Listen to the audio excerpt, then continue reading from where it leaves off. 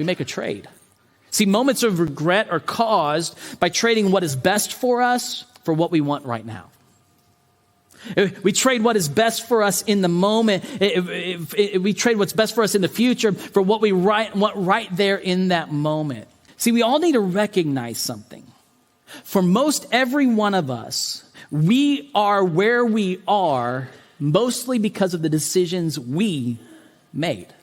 That you're here, right here, mostly because of all the decisions you made. That the friends that you chose to hang around, the career paths that you chose, the decisions you made, the things that you chose to buy have all led up to the things to this moment right here. And where each of us are now, where every one of us are now, is largely the result of our own choices. And each of us are the products of our responses to other people's choices. We just need to recognize this. That we control our own choices and we control our responses to the things that other people choose that have consequences on us. And we react and we respond to those. And that's our choice to respond in the way we do. And here's what I know. See, for those of us who have grandkids, I don't have grandkids, by the way. My kids are like 12 and about ready to turn 12. But I talk to grandparents. This is what you want for your grandkids. For parents like me, I want my kids, this is what I want for the kids in my life. That not just in the kids in my household, but for my baseball team that I get to coach. I mean, this is for those of you that have kids in your life that you love. You want them to understand this, that they are the culmination of the choices that they make. And they're the culmination of the reaction, like their response to the choices other people make that affect them. You want them to know this. Why? And if we really ask ourselves why, it's because most of the time we don't want them to have the same regrets we have.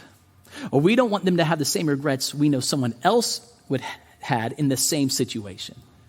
See, we want them to make those types of choices because we know we don't want them to face the same consequences that we faced because we were in a situation like that. See, how much of our parenting, if you thought about it, how much of your parenting is driven by you not wanting your kids to make the same mistakes that you made? How many times do you tell the story of that? Because, that's what your parents did with you. And we tell our kids this, and we're trying to guide them. And we also, how much of our time is spent guiding and leading our kids to do things or choose differently so they experience what we never could experience. See, there are many things that I want as a parent, but more than anything, I don't want my kids to have regret. And more than anything, for them to not have regret, there is one thing I want to leave in them more than anything else. It's something that I just don't want for them. I want for my family. I want for me. I want for my marriage. I want for my wife to experience this.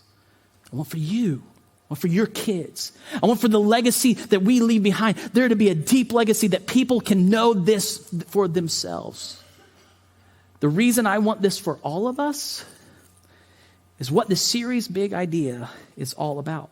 It's something that I've learned from following Jesus, specifically following Jesus over the last 25 years, pursuing God's will for my life over the last 25 years. And it's something that I want my kids to learn and trust. It's something that I want you to learn and trust. It's something that I want the next generation to learn and trust so their faith will stand out in a culture that is shutting God out. See, the series Big Idea is this. Is when you follow God's will, when you follow God's will, you will have no regrets. When